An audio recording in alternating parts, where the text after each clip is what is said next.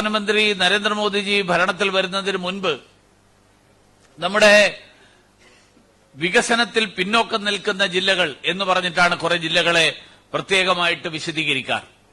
പ്രധാനമന്ത്രി പറഞ്ഞു backward districts അല്ല, ആസ്പിറേഷണൽ ഡിസ്ട്രിക്ട്സ്.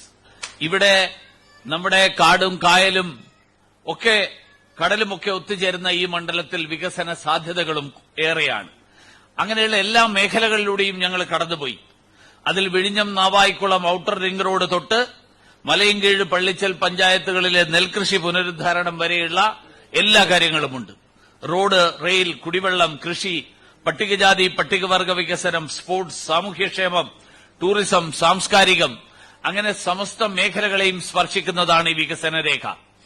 എല്ലാവരെയും ഉൾക്കൊള്ളുന്ന പ്രവർത്തനാധിഷ്ഠിതമായ ശ്രേഷ്ഠമായ രാജ്യത്തിന്റെ ഭാവിക്ക് നിർണായകമായിട്ടുള്ള വികസന പദ്ധതികളുടെ കരട് രൂപമാണ് ഈ നിർദ്ദേശങ്ങളിലൂടെ ഉരുത്തിരിഞ്ഞു വന്നിട്ടുള്ളത്.